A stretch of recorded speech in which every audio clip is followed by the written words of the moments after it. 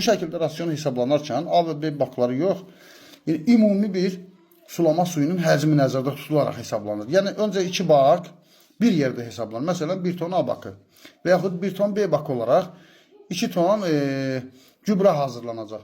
Başdan qərar verməlisən ki, 1 ton sulama suyuna nə qədər gübrəli su qatılacaq? Tutaq ki, 5 kiloqram qəbul etdik. 1 ton suya 5 kiloqram A bakından, 5 kiloqram B bakından qatılacaq. Yəni 5 litr su. Hər ton sulama suyuna A bakından 5, B bakından 5 litr qatılarsa, deməli 2 ton ümumi qatı rasyonumuz var. A 1 ton, B 1 ton. 2 ton qatı rasyonumuz var. Bunun da hər tona 10 litr getsə, 200 ton əslində sulama suyu hazırlayırıq. 200 ton ümumi sulama suyu hazırlayırıq. Və hesabı da 200 tona görə nəzərdə tuturuq. Tutaq ki, belə bir qoy belə bir şey qoyun bura. Deməli, bax, qoy görün necə yerləşdirdim, görsənirmi? Arxa kamera ilə işləyəcəm. Bax, ekranda gördüyünüz rasyonunu hazırlamalıyıq. Nədir burada? Azot 120 ppm, ppm'dir bu. ppm, yəni milliqram bölünsün kiloqram. Milliqram bölünsün kiloqram. Fərq yoxdur, ikisi eyni şey. Fosfor 50 ppm, kalyum 200, kalsiyum 100, magnezyum 40, ferrium 1.2 ppm, dəmir. Bor 0.7 ppm, mangan 0.4 ppm, sink 0.3 ppm, kuprium 0.2 ppm, molibden 1008 ppm. Və tələb olunur ki, bizdən bunu hesablayaq. İndi bunu hesablamaq üçün qaydanı izah eləməyə çalışacağım. Mənə də sual verilən əslində elə bunlardır ki, yəni hesablama qaydası necədir? İlk öncə, bax, bunu belə bir şəkildə yazırıq bura. Birinci olaraq burada kalsiyum hesablama başlayır. Kalsiyum gübrəmiz, yeganə bir dənə gübrəmiz var, kalsiyum nitrat. Kalsiyum nitrat. Bunun tərkibində deməli 16.2% kalsiyum var. Bir də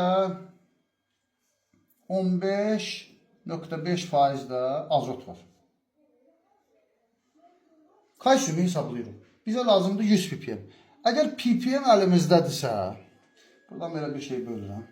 ppm əlimizdədirsə, ppm-ə görə gübrənin kiloqramını axtardıqsa bu şəkildə hesablanır. Deməli 100 ppm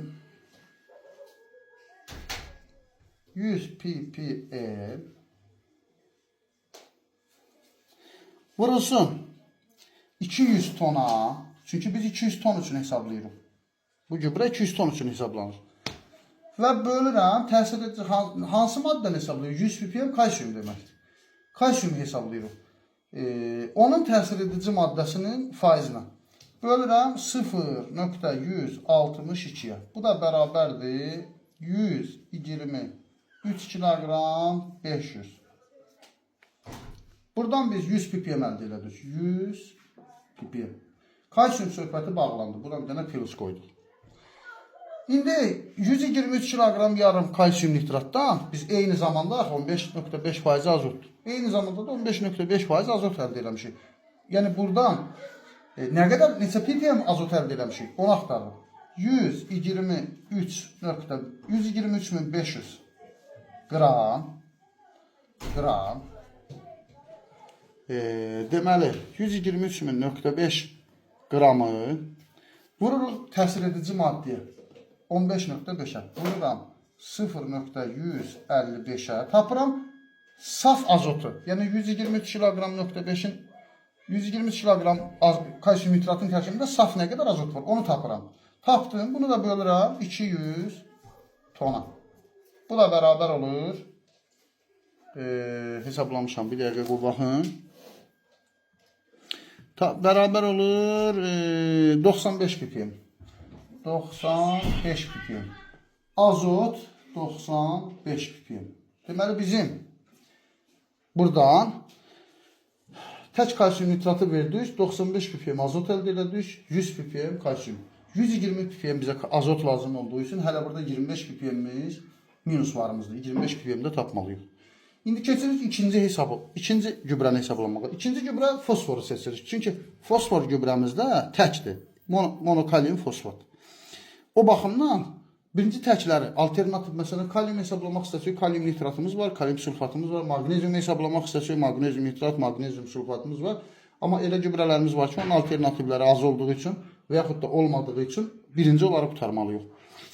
Keçirik, bizə nə qədər fosfor lazımdır? 50 ppm, 50 milligram. Yenə də eyni qayda ilə 50 ppm vurulsun 200 tona, bölünsün 0. MKP-nin tərkibində, MKP-dən hesablayırıq bunu. MKP. Deməli, MKP-nin tərkibində fosfor 52% P2O5 var, 22% isə saf fosfor var. Kalium isə 34% kalium oksit var, 28% saf kalium var. Deməli, 50 ppm vurduq 200 tona, böldük 0.22-yə. Bu da bərabər oldu neçəyə? Deməli, 45 kilogram yarım. Deməli, 50 ppm kalium fosforumuz həll oldu. Yazdıq bura 50. Fosfor məsələsi də həll oldu, kalsium məsələsi də həll oldu.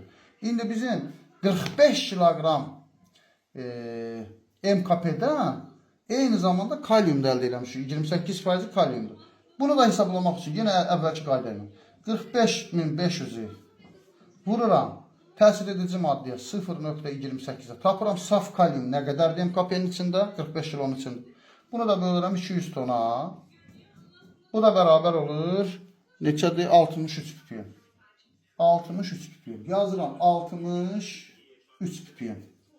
Tapdım burada mən kalium gübrəsini. Deməli, mənim 200 kalium ehtiyacım var.